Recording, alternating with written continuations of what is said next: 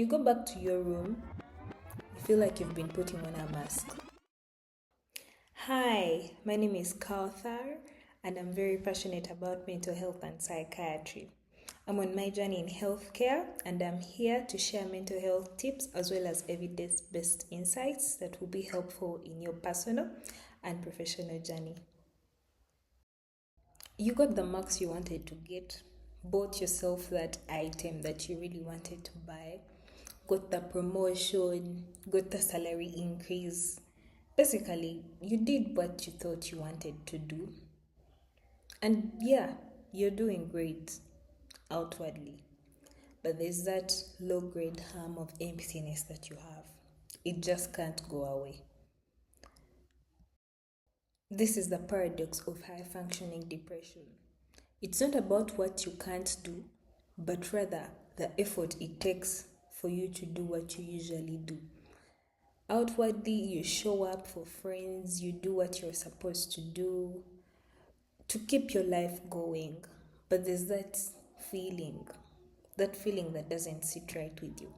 And like we talked about the signs of depression in my previous video, you can look up all of those signs, but those signs still persist in high functioning depression. The only difference is that someone shows up for what they are supposed to do.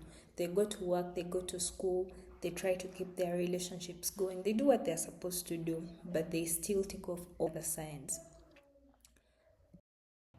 High functioning depression is actually not an actual diagnosis, but it could be dysthymia or persistent depressive disorder, like when we look under the criteria of dysthymia. But let's talk about it in detail.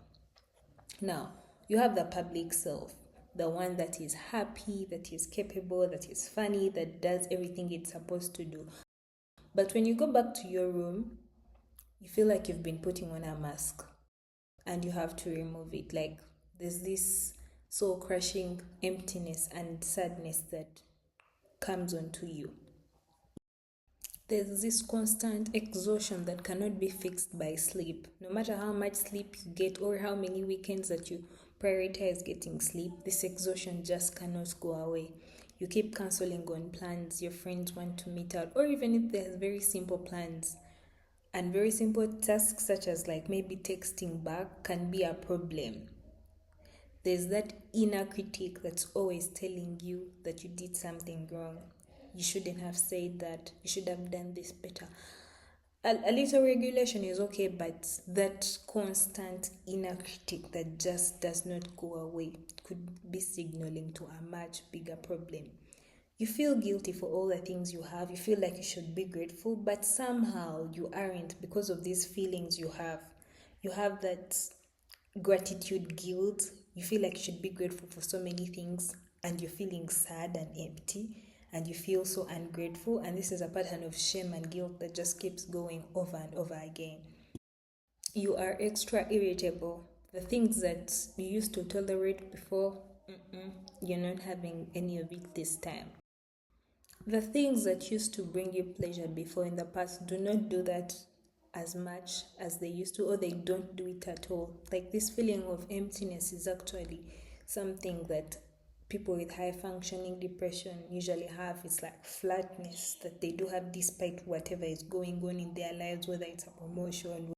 There's constant worry about the future and the past, and it's just a loop of all these negative feelings that these people keep having within them, but on the outside they look okay.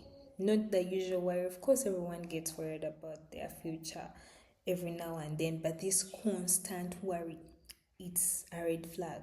Then there are, of course, unhealthy coping mechanisms. You just can't drop that little habit. Whatever habit it is, you just can't drop it.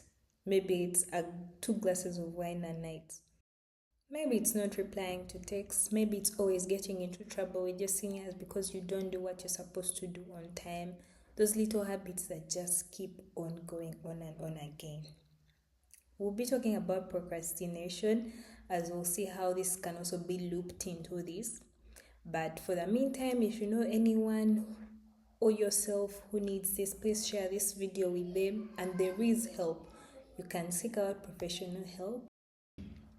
Hit that like button, subscribe to my YouTube channel for more nurturing and empowering content on mental health and psychiatry, as well as productivity.